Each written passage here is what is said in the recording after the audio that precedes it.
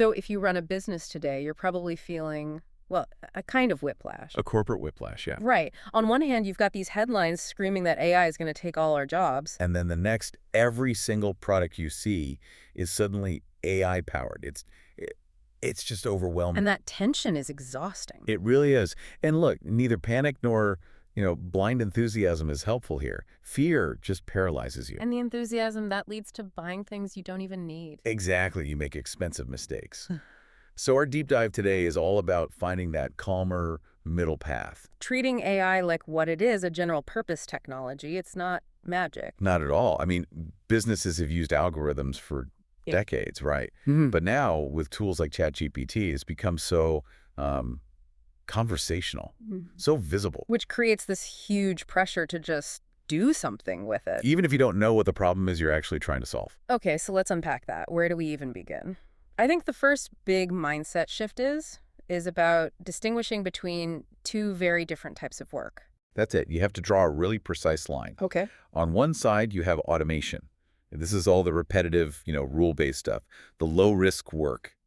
Like issuing standard invoices, sending out reminders. Exactly. Reconciling payments, anything where the process has clear, established rules. Yeah. That's a perfect candidate for an AI-enabled tool. But hold on, isn't deciding which overdue reminder to send first? I mean, isn't that an act of intelligence in itself? That's where it all gets a bit blurry for me. And that is the perfect question. That's the core of it. The real distinction is intelligence.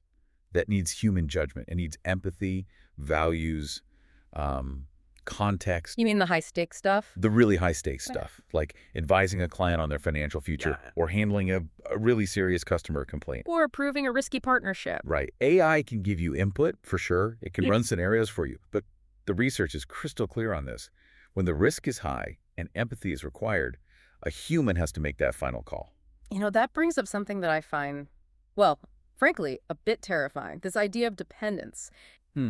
Cognitive offloading. Right. If we just let the technology do all of the thinking for us, our own mental muscles, they just get weaker, don't they? It's like only ever using GPS to get around your own city. After a while, you actually forget how to navigate.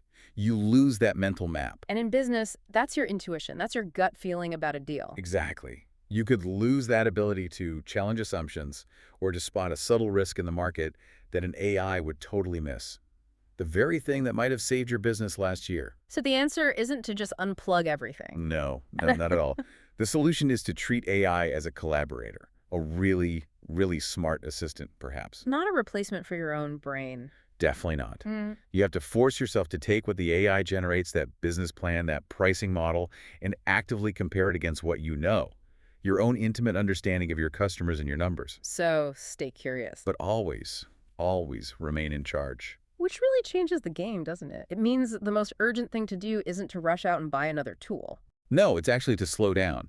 It's about asking better questions about how your business already works. So how do you do that in a practical sense? Well, the research suggests building small, deliberate habits. You don't have to boil the ocean.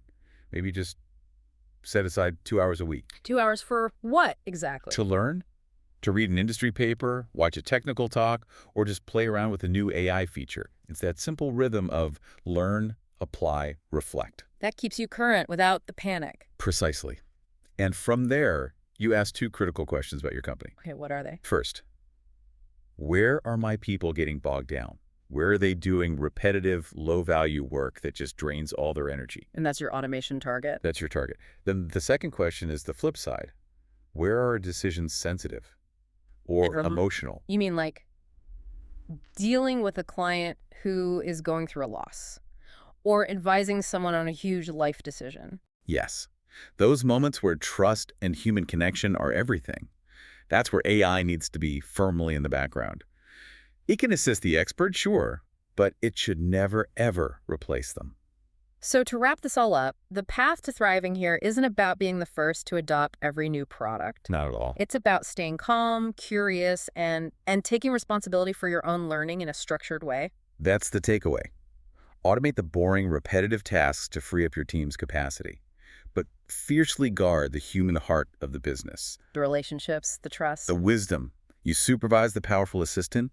You don't obey the magical oracle. You have to refuse both the fear and that blind worship. I love that. Supervise the assistant, don't obey the oracle. Yeah. So we'll leave you with a final thought to mull over. If reading widely, and I mean fiction too, strengthens your ability to notice nuance and interpret text. The very things machines still struggle with. Exactly. The same medium most AI systems are built on.